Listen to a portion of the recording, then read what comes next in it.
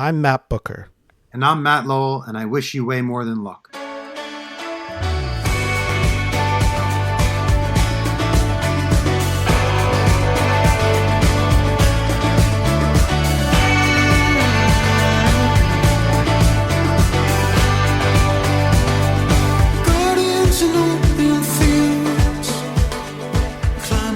Matt Lowell, Low Moon, thank you for being here today. I heard your song for the first time, the single off the new album, on the radio here in Austin, Texas. And I was driving down the road, and I was like, wow, that has to be a David Foster Wallace reference. And I went home and Googled it, and sure enough, that I read the lyrics, and I was like, oh yeah, this is clearly this, you're referencing it. So the title of the album is I Wish You Way More Than Luck, obviously taken straight from David Foster Wallace's commencement address. So how did you discover the speech? How did that line hit you? Kind of give us the backstory on that. Yeah, of course. The backstory kind of started 2020.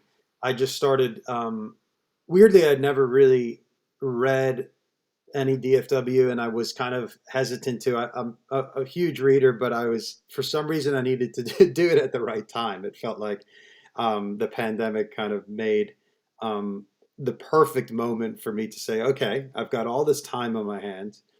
I've kind of dug into Fitzgerald and Hemingway and all of these classics, and I've kind of never did the DFW thing, even though I loved the movie. And I was like, oh, I should really dig in. And so I did. And I went full on, and I figured I should just start with Infinite Jest because I had all the time in the world, and I felt like the pandemic was the time to do it. And then I read that, and my wife was like, "Wow, that's intense. You've been going hard on that." And I was just really into it and his whole world. And obviously, then that cracked the whole thing open. And oddly enough, the record that I started working on was based upon my kind of high school years. And so when I read his commencement speech at Kenyon College, I don't know, the whole idea of your life as an education, and life doesn't, your education doesn't stop at school. And that just made so much sense in context to the record I was working on. And that line, I wish you way more than luck. I read that first time, and I just stopped. And I was like, well, that's a song. And I just tried so many times to put that into a song after reading that. And then It never worked. I wrote like 5 songs with that line in there. And then finally, Water, it just was the perfect, it just worked. Writing songs and lyrics is, and I was kind of afraid to rip it exactly, but it was too good to be true in that sense in that song. It just worked perfectly. The cadence, the tempo we were writing the song at, and I just couldn't hear it any other way. Yeah, I mean, obviously, this is a guy who had reworked that speech and had sweated over every line of it, and it's the last line of the speech, and he'd never given really any other commencement addresses, and so I think. Obviously, if you've read Infinite Jest or Broom of the System, like, he has trouble ending things, and so the ending of it, the ending of it of saying, "Well, what do you say now?" After he's given all of this life advice, good luck. It's the adventure of a lifetime starts now. Maybe that's the end of the speech, but. I wish you way more than luck.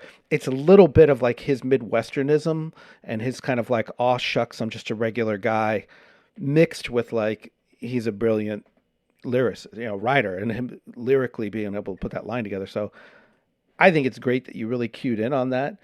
You mentioned your high school years and Connecticut, right? Is that? Mm-hmm. Yep. And was that a boarding school? Was that? Yep. I'm wondering if there was any similarities there between an Infinite Jest, which is about a bunch of high school kids kind of at a boarding school, and did you see some of yourself in that book as well as the commencement address? Absolutely, and the fact that it was in kind of New England and Enfield Tennis Academy, there was something very, very odd about that. I went to school in a school called Pomfret School in northeastern Connecticut in the middle of nowhere. And it was I went for hockey. I was an elite hockey player, and I was recruited to play hockey there. And this idea of obviously DFW being so into tennis and the tennis academy kind of elite athletics mixed with academics that was my entire childhood. I mean, I went away to school before that, before high school, to a school up in New Hampshire called Cardigan Mountain School because I was recruited to play hockey there, and it was basically a feeder program into the USA Development Hockey Team. And my entire life was hockey and education, really. And so the worlds colliding there, I think I just immediately saw myself in this place, and especially taking place in New England. I think that had a lot to do with it as well, for sure.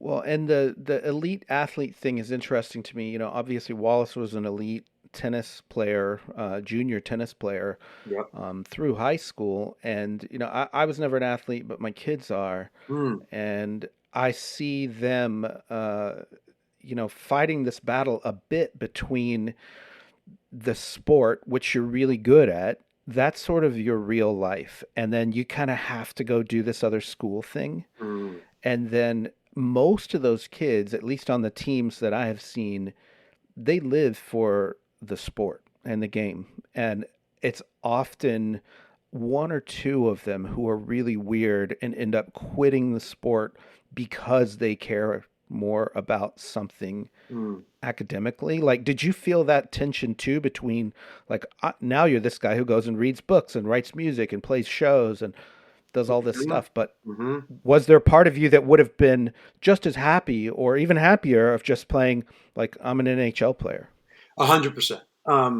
And to be honest, my dad is very well educated, and he really kind of instilled the idea that education was really important, and he really supported my family, and just my mom and dad supported my kind of pursuit of hockey, and my pursuit of hockey was exactly what you're talking about. It was all in. It was like that is Mm. all I wanted to do was play hockey.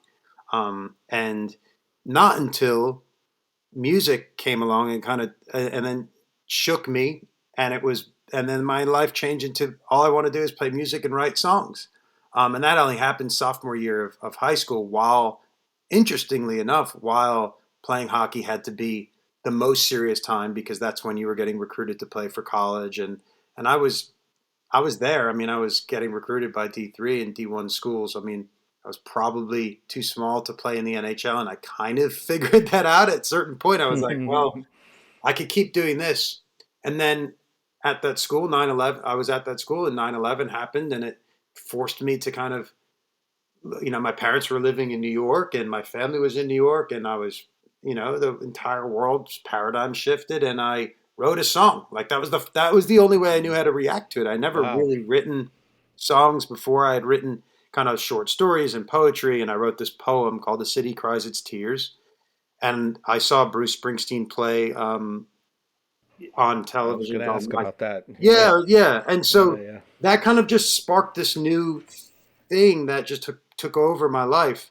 But I definitely grappled, especially in high school, with I'm a guy in a band who, I started a band in high school and I was writing songs. I'm a guy in a band who writes songs, who loves reading and loves my education, but is also a jock and was the captain of my Hmm. of my hockey team. And like all I knew up to that point was the kind of juxtaposition of those two worlds. And I think that started coming out of my music. Not until much later, I think, maybe even on this record was the first time I really figured it out. But I went back and kind of like studied that because, Hmm. and I wonder. I mean, I do wonder like how much the Foster Wallace kind of identity crisis of that made me feel like it was okay to do both Mm. and to have that part of my Yeah. life. In a lot of ways, I like kind of, I don't know, maybe swept it under the rug a bit because I didn't want people to know that athletics was really important to me.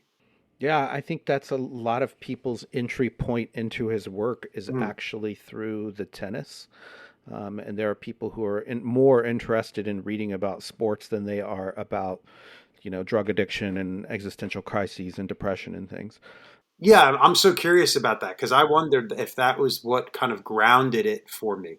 Yeah, I think it's an integral part of, who he was. And so it doesn't surprise me that he appeals to all kinds of different readers. Like I say, even, someone like myself who's never played a game of tennis in my life, Mm. um, and never really been an athlete. But let's talk about the song a bit more because there's the chorus is I wish you way more than luck, but there's a goodbye in front of that, at least in Mhm. the first one. And, can you talk about kind of what the song is about? And that, to me, that reads like a breakup, like Yeah, goodbye, I wish you way more than luck.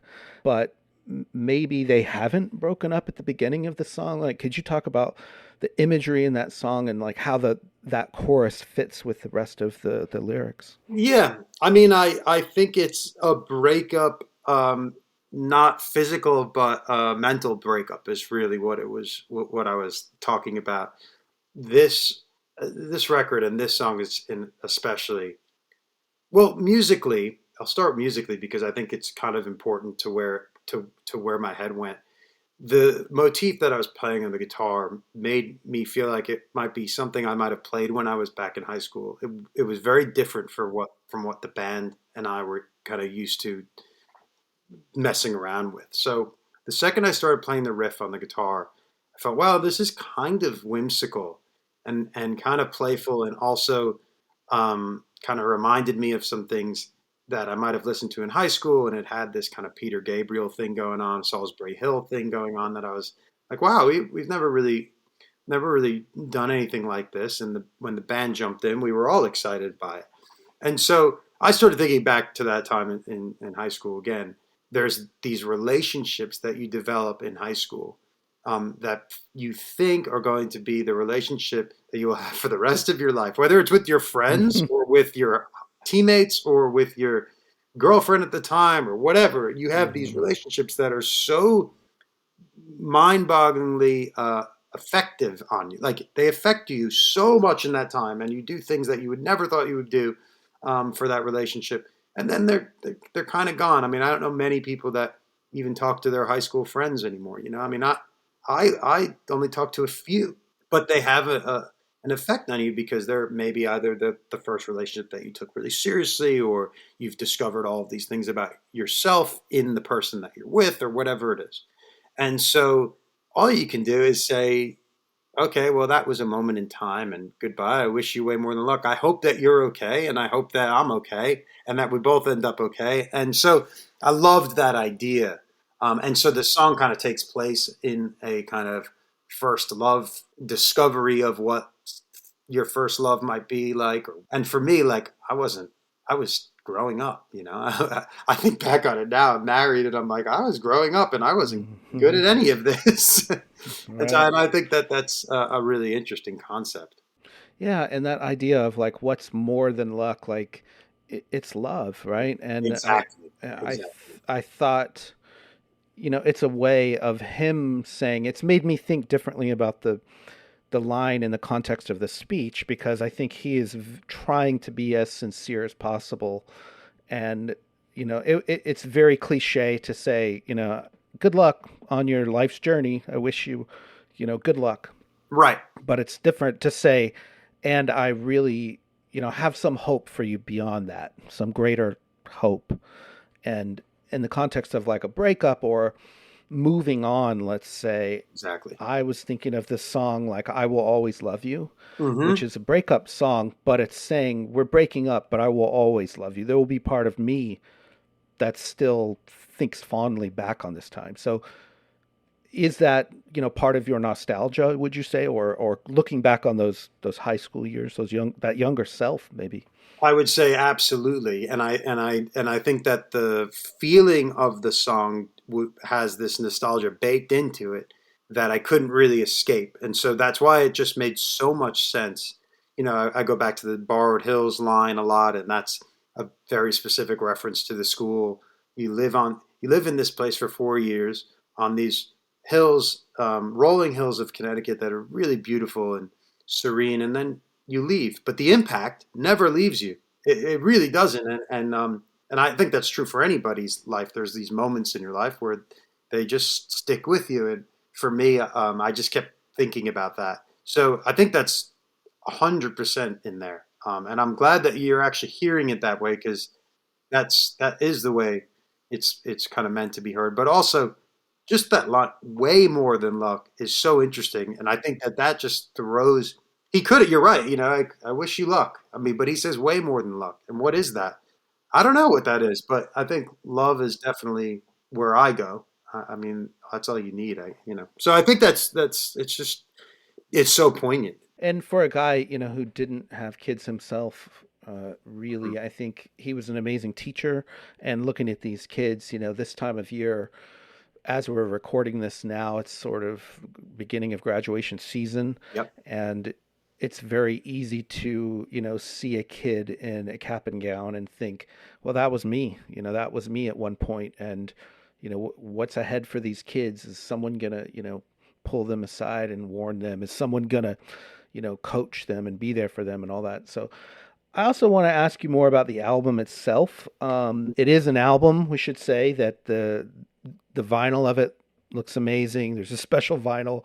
We'll put a link to that in our show notes. But your third album here, I want to get your thoughts on the sequencing of the album. This song, this track, I would say is the at least the first big single off of it, but it's sort of sequenced in the middle. It's like about halfway through. And if you could just talk about the thought process between some of the other tracks on the album, how you wanted people to, experience this album in the age of streaming as a sort of discrete thing, as, a set of tracks, a set of, your thought process as what that represents. Yeah, that's a good question. I mean, I think we do, for better or for worse, in the age of streaming, still really believe in album making. I think that's the thing that gets our band, the most excited, is when we're going in to make albums. And so there's certain songs that I know exactly where they're going to go, when I'm when we're making the record. I mean, like, for example, "Honest." I was positive that that was going to be the last song, and "Borrowed Hills" I was pretty positive was going to be the first song. In between that, I can and have a tendency to get completely lost in the sequencing, and a lot of times, and I think we've done this on every record.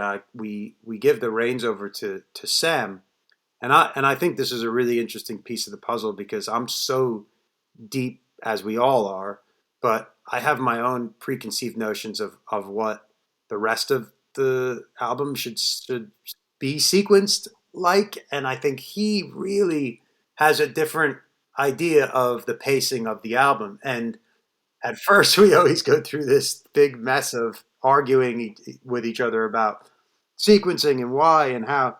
And so, "Water" was the song that really, like, kept throwing me off. I was like, wow, we're really going to put that as, for Sam kept sending me versions with it as the first song on the second record, on side B of the record. And I was like, at first I was like, wow, that song can't be all the way buried down there. Right, It's right, the right, single. It's the single. What are we right, doing? right. But once I started living with the sequence that he had sent me, which we all agreed on, "Borrowed Hills" was first and "Honest" was last, so that was great. And I knew that "Evidence" was second to last. After that, I had no idea, and I had tried a million different things. "Water," being in the middle, it just changes the feeling, and I think there's a moment on this record that we could have used some levity. It was deep, it was dark, it was like, there was a lot of, it was heavy, and I thought that was the perfect place for it, because it just lifts the record up, and it, It's it up gives it a tempo. lightness. Yeah, and the Yeah, tempo, exactly. The tempo is yeah. completely different than every other song on this record. So, and a lot of it is tempo based, because if you put something that's really fast, in front of something that's really slow, the slower songs become way slower. And so, I will say that, People will skip it. uh, People will skip it. it's true, Like it right? seems jarring. It's Yeah. true. It's like, so I think getting that right and finding the right moment for it was very difficult, but also I think we did get it right. And "Day Old News," which was the song after it, did that those songs just had to be, those songs had to be in the same spot. So Yeah, linked together. And talk about that a little bit because there's some other motifs throughout the album. Mm. I mean, water itself is a motif in some ways. It comes up several mentions of other types of water throughout the album, but you know, the whole thing is obviously not literary references, but are there other literary references in there that people might not get? Um, I'm not sure if like I was really thinking about. I mean, there's a lot of literary reference in terms of where I was coming from, big picture wise. Like Catcher in the Rye. I think Hmm. just that moment. I don't know. The Holden Caulfield character is always coming up, especially when you're talking about coming of age. But I Hell yeah. right. I mean, I think it's in there, I'm a big right? fan. I'm a big fan, Oh, you and I are? do see Okay. that. Yeah, Salinger, and I would, that you sort of showed your cards there, but I think how you rank those Salinger books too, it does come across in the sort of themes that we're talking about of Northeast boarding school Yep. kids going Yep. back to New York, and that sort of it's location based, but it's also that moment in time, of when you read something and you connect with it. It's usually because you're at a similar place in your life, Dude, and I, music I, is the I same way, agree. right?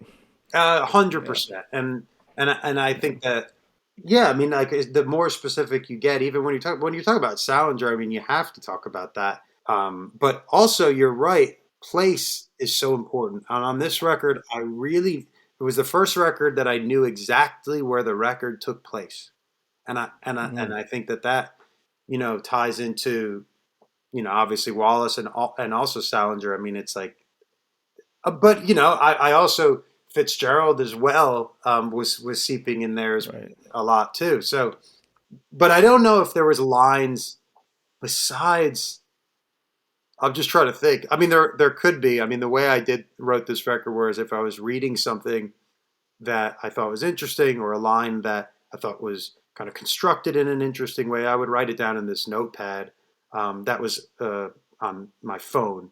And then I shared this notepad with Sam, and it was like, I mean, it got ludicrous at some point. It was like so long, and it had titles, and that's where the title "I Wish You Way More Than Luck" came, and it had titles of water, and it had yeah, there was like all these different just ideas and fragments of ideas and lines from authors, and so I think Yeah, I really, think that's what I'm asking about is really your writing process yeah, and how those things sort of cohere and what strikes you where you're like, I have to write this down right now. And then what else, where you have a more of a sustained idea that you want to get out on paper and how does that turn into a song later? It sounds very collaborative. it is. I think for this record, my notepad was extensive, and it did include a ton of literary references because I think that's when I get inspired. To be honest, is just by reading. Hmm. That's great. Well, and I wanted to, I'm kind of jumping around, but I wanted to, obviously, like this is kind of a books show here that we do. We've talked to a lot of different kinds of artists, but a big thing that we love to do is get some book recommendations. And I mean, you've Mm. already mentioned Catcher in the Rye and Fitzgerald, both of whom we've talked about. Dave Foster Wallace, obviously, but either something you're reading now, something you've read in the past year. Like, talk to us about a few books that you think people who are into this stuff would like, or that were really, important to you. Let's think. I thought Franzen's Crossroads. I thought that was really beautiful. I loved that. I mean, I love Franzen in general. I think he's brilliant. Okay. I'm excited to read what else the next one. I know he's got another one coming. Do you know? I'm sure you know Knausgaard. Do you know him? Oh yeah, Karl Ove Knausgaard. Yeah, for sure. Yeah. I mean, it's you have to sit down and be ready, right? Because it's so deep and it's so dark. It's Did you so, read them in order? Did you start with book one okay. and then? So here's my I read them all. I don't even know if I could finish the last one because it was like the end. It Yeah. just became so intense Yeah. that it was just tough, man. It was It kind very, of goes off the rails it too. goes I off the mean, rails, book and six is stuff. it did, right? Like at the first two, I Yeah. was so in, and I was like, "Wow, this is Yeah. brilliant." But I will say, Yeah. his new book, well, I guess he put it out last year. The Yeah, Wolves of he's got like a Eternity whole new trilogy. Yeah, yeah, is which and Morningstar. They were both. They was it Morningstar? Yeah, right. yeah. Yeah, That was the first Morningstar. one. The Yeah, Morningstar was the yeah, first one. I absolutely loved the Wolves of Eternity. I couldn't put that down. I thought it was brilliant. yeah. And his, going back to the My Struggle books. I mean, that I think a lot of people who are creative in their lives would be interested in those books because a lot of that struggle is about, how to be an authentic artist, but also, you mentioned like being a husband, being a son, being Yeah. all these other relationships you have, and yet your struggle is, I want to do something that's, important that lasts. So it's no surprise to me that is appealing, and also I think he's just very talented at making you turn a lot of pages. Like as Oh, talk about that a little bit as a musician. I couldn't agree more. It's like the way he man, that's so interesting. Tension and release Yeah, is so interesting to think about with writers, and I never really think about it that way. But a lot of what we're doing in music is right is either going, especially my band, is tension and going release, or up, yeah, right, up right. and down, and Yeah, yeah. dynamics, and playing with dark and light, and kind of where those two worlds connect and how they. So I never, that's really brilliant actually. I never really thought about that when it comes to what makes you want to turn the page. And he is a turn page. Like every time I read him, I'm like, I don't even know where this is going, but I have to find out. Right, Like I right, can't stop now. right, right. And it makes it easy, even though it's translated, which is another like incredible feat that all of that stuff was. We're not reading it in the original, right? Man, Unless that's you I speak know. Norwegian. I know. It's really, really and there's another Norwegian writer. I think because I was at a bookstore, this place called Skylight in Los Feliz, which I love. I've love it. Been there many times. Isn't it great? Yeah, yeah. There's an annex too. I really like the Annex annex. is great. I mean, like I if you're looking for art books, you go to the Annex. I love it. The photography books is just it's awesome. And I went in there to get the Wolves of Eternity, and I was checking out, and it's man, it's kind of like record stores where like you're like they look at you and you're like, well, you don't look like a reader. I'm like, oh god, dude, like they and they like forget to like they don't ask me. I love doing this. They're like, they don't even ask me if I'm a member, and so I have to be like, I'm a member. Why am I getting? I got the card I right. got the card, and I'm like, I get 15% off. I don't know why you're looking at me like I don't. Like it's so funny. Record stores and bookstores can be the same. I will say bookstores are usually and most of the people at Skylight are not like that. So they're usually super sweet. But Was it Septology? Jan okay, Fosse? Was that yeah, the other exactly where I was Norwegian? going. Yeah, That's exactly yeah. where I was going.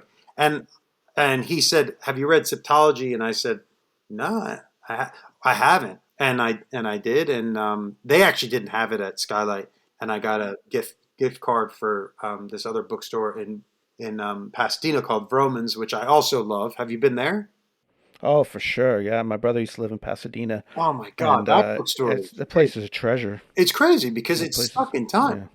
And they My own, which I didn't know, they own Book Soup, which is my other favorite yeah, bookstore. But that place is so far dude, from me, so I don't really get dude, to go there. dude. Have you been to Mystery Pier Books? Do you know Wait, Mystery Pier? no? It's behind. It's Mystery Pier is like Wait, Mr. rare Pier? and collectible mystery, like Mystery Okay, Pier, Mystery Pier. and Writing it down. it's on Sunset, and it's behind. Um, God, is it Book Soup? It's on Yeah, Sunset. Book Soup. Book Soup Um, is on Sunset. Yeah. so it's this little hidden passage near the entrance of Book Soup, and it's a house kind of hidden from the street. And you go in there, and it's all these rare first editions. All they sell is like signed first editions, Oh my, and I mean Salinger, Dr. Seuss, oh my God. freaking I bought Updike. It's a great store. So, anyways, we could talk about LA bookstores. That's fantastic. Oh, Thank you for the book recommendations. Knausgaard, did you get some? You got Septology though. I You read read it. it. It's brilliant. Oh, okay. Did you? Yeah, and yeah, I mean, I had read his another book that he had done called Melancholy, which is very much about like pacing and repetition, and as a translated book, I think it's an incredible feat that those things carry over, beyond just like what is the book about? Like, are they able to match the sort of diction of the writer? Totally. I mean, I Um, read A Shining as well by him and Trilogy, oh wow, but Septology was brilliant. I loved it. But I think Melancholy. Okay, I'm looking now. 1995. I need to read this. it's pretty dark. I mean, obviously, a book called Melancholy is pretty dark. Exactly. But Yeah, we're not keeping it light it's here, man. We're not no, keeping it light. no, it's hypnotic. So I think a lot of people who again are writers, that comes out in different ways. So going back to your writing process and that impulse you had to write that first song, like I'm really curious about that because I think some people have this impulse and it comes out looking like poetry. Like for you, what was the line between like poetry and you knew this was a song? Like you were already playing instruments then? Yeah, I was playing drums, and I was kind of trying to sing in the Glee Club. I wasn't very good, but I did it, and I loved it. I loved it. I think the first time I sang with an accompaniment was my music teacher played. We played this Cat Stevens song.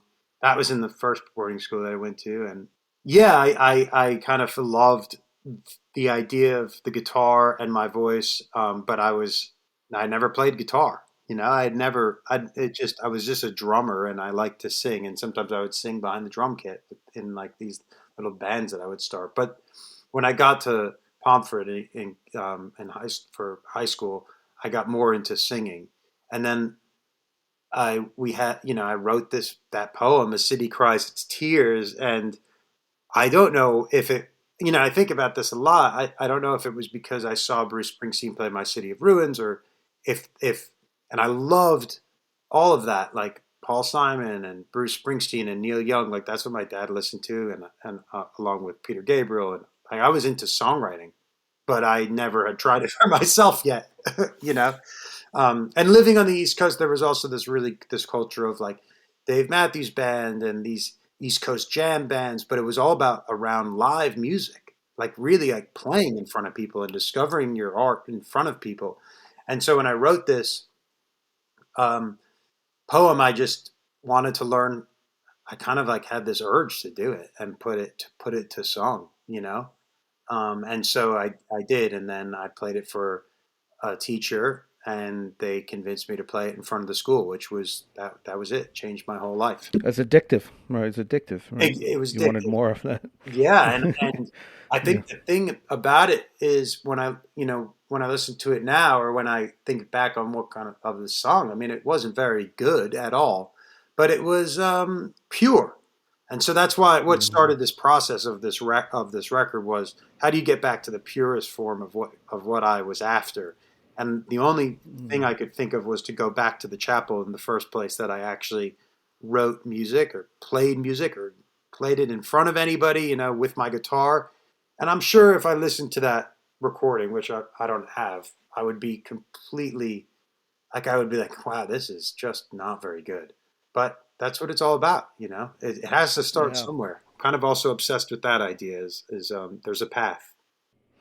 Yeah, it makes me think of a character in Infinite Jest, Lamont Chu, who's Hmm. this really young tennis player, and he's asking Lyle, the guru of, you know, what would it feel like to be Michael Chang, to be the best player in the world? And the answers that he gets is always very unsatisfying, and he doesn't believe it. He thinks, no, if I can't achieve this, it would be really satisfying for me. And so asking you, someone who has achieved a lot with your music career, it seems like, one, have you achieved what you've wanted to do? And, how has it felt to achieve the things that you have? Oh wow, that's really interesting. Have I achieved what I wanted to do? Um, no. And Hmm. the short answer is no, and the long answer is yes. The short answer is no because there's always so much more that I want to do, and I think about you know the yeah, like the And let incredible. me ask you, let me jump in and ask you, is that about, when you visualize that, is that about things that you have written? Is that about critical reception? Is that about being on stage in bigger venues? Like Oh what, wow. when you think about what you want to do, how do you visualize that? Oh wow. I think it's all of those things. If I'm being completely honest, it's all of those things. That's fair. Yeah, I don't think I've written the best song I can write yet. I don't think I've written. There's so many songs out there to write. There's so many things to discover with where we can take the band and how far we can push ourselves to make records. So I don't think we've made the best record we can yet. I don't think I've reached the amount of people that I think would actually like our band. So I grapple with that every day. I'm like, I know there's more people out there that would like our Mm-hmm. band if they heard our band, but they're not hearing it. And that's just that in some ways, that's just the way the cookie crumbles. It's like, but you can't control those things, and you can't control the bigger venues. And look, I think back on like certain things that we've done. I've opened up for God, like my favorite bands, like the War on Drugs were a band that I absolutely Right. loved, and those guys are Adam's like my brother now, and has Mhm. basically been my mentor. And I've opened up for him at the O2 Arena in London in front of 15,000 people. Insane. So it's like, It's and have gone insane. on, yeah, it's insane. So if I told and my wife always tells me this, she's like, if you told yourself 10 years ago that you would have done what you've already accomplished, you would have gone like, I'm done. I did it. I did it. I'm retiring. Yeah, I'm retiring, man. I played venues before. I've played the venues I thought I would play. I mean, there's so many more I haven't though. Like, oh, I want to play Mhm. Madison Square Garden. I want to play Jones Beach Amphitheater. Like, I want to play. I want to be able to just keep playing. And I think every day it's like it's becoming very apparent to me that the thing that I love to do is just get out and play and make records. And it's not that easy in 2024. Like we're really lucky to be able to do it. And but back to the first question, I guess the thing I always come back to is like it only stops when I stop, and I think that's kind of it's true with any art. It's like there's two things that happen when you make something is it lives forever, and it's an expression of you at that very moment in time. And as long as you keep going, in life and in art, there's always something to say, and there's something to discover. And the beauty that I've kind of discovered. To be honest, man, I think I've only started to let myself realize this in the last like month, is that there's a catalog of Low Moon music. I didn't think about that it would ever be the case. There's three Right. records, like that's sweet. Like I think about like my favorite authors, like they don't write one book, they've written many books, or they've written, Right. and I kind of have to be okay with sitting in that for a little while and saying everything we make, as long as we think it's an expression of ourselves and that it's deems worthy of coming out and being part of public life, is special. So I think that's my new Well, thing. and it seems like, to get back to that purity state before you had any of this in your back pocket, you have to kind of shut all of that off. And writing is a very solitary, alone process. And, now that you have an audience, you have fans, you've played in front of crowds, when you are writing something new, like, do you think about the audience that you're Oh, writing this for, or do you try to shut that out?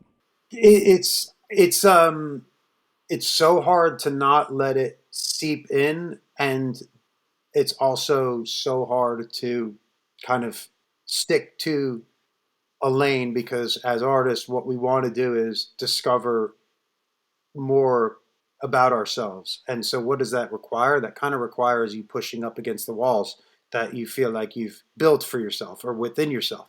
So, but I will say, I'd be lying if I said I didn't think that I kind of understand why people come to us.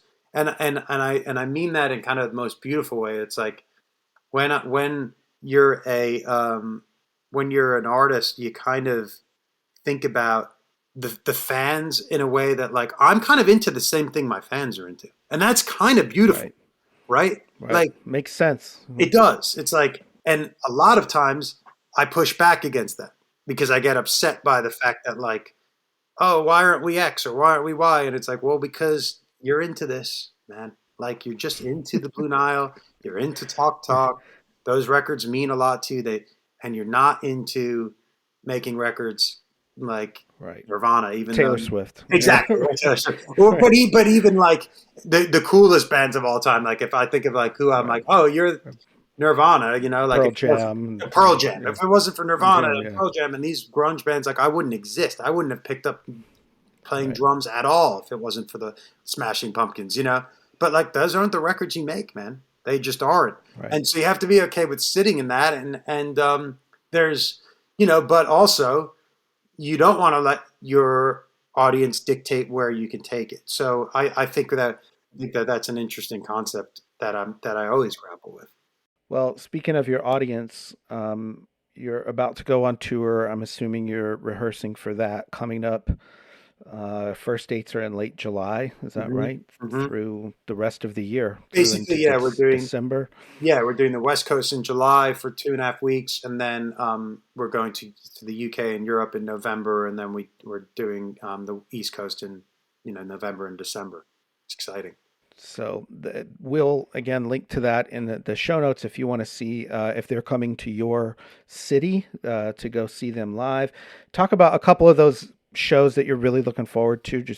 Just kind of hitting you with off the top of your head, a few that you're really anticipating. Yeah, I mean El Rey in LA. I think that's going to be exciting. It's the biggest hometown show we've ever played, so that's exciting. Again, same thing in London. The London show is at Scala. That's the biggest show we've ever played, It's and huge.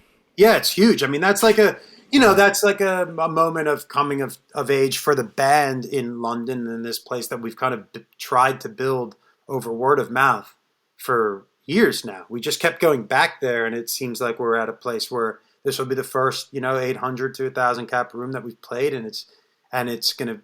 I think it'll be a real moment for our band. And the same for Music Hall Williamsburg. Like we've played there before as the support band around a festival around Governor's Ball in 2017 or 18. But it'll be really interesting to play it, to have it be our own show. So honestly, it's just to look at the venues growing. There's nothing better than that. I'm sure. So for people who are listening to this, like your website, lowmoonofficial.com, they can buy albums directly Yes. there. Yes. Do you want to talk any more about the community or the fans that, if people wanted to learn more, you've got a website they can sign up for?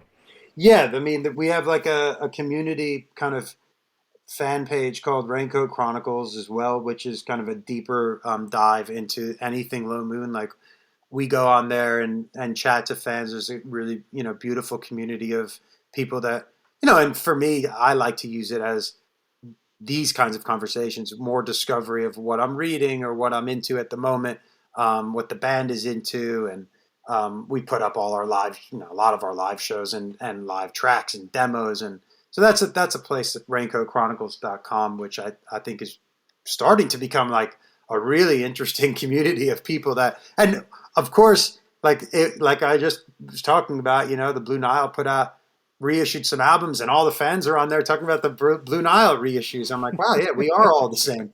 So it's a beautiful place for us to kind of connect with everyone. And yeah, and obviously we're on socials as well, everywhere at Low Moon. Right. Exciting times. Great. Yeah, I've signed up Raincoat Chronicles. We'll link to that. They can also see the music video of Water. Did you guys make that in LA? Where was We that did, made? yeah, we Uh, did that in Hollywood. Oh, Crazily enough, it doesn't really okay. look like LA. All No. of all of the exterior shots are painted in by a genius friend of ours called Warren Fu, who's made amazing, massive music videos. He made Loveless for us, our first music video, and he's one of our best friends. By far the most talented person I've ever met in my life. Look him up, Warren Fu. Director, he creative director, but he painted all of those exterior shots. So all of That's those incredible. exterior shots are built on the computer, which is just mind bending, mind bending.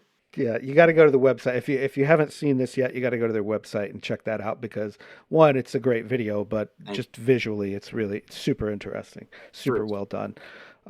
So Matt Lowell, this has been great. Thank you so much for your time. Thank the rest of the members of the band who are not here for us. Any final thoughts before we go? No, I would. Well, I give one final thought. Just keep discovering. I think that this podcast, especially, just this idea that we can talk about literature and music, man, like just keep doing that because this has been the most enjoyable podcast I've done. Because I get to talk. Well, it's true. I mean, I get to talk about two things that mean so much to my process, but also no one wants to talk about it. I find it hard to find places where I'm like, hey, let's talk about something other than just making the record because there's so much that goes into this. Right. Well, it's one of the beauties of podcasts. One thing that I really like about this format is we're not constrained by a strict time limit, like if we're on, TV and the radio. I know. So, and it's niche, right? It's niche. It's like you can be very niche. Yeah. The more niche, the better. And I love that. So there's all kinds of cool podcasts for like dentists and farmers and people who are really into insects and stuff. So there's no end to the amount of podcasts that are out there. Dude, I know. Well, Matt Lowell, this has been great. We'll have you back on later. Come out with another album in a few years or something. Keep writing, keep working. We appreciate your work, man. Thanks. Thanks, Matt. And we'll hang when I get to Austin.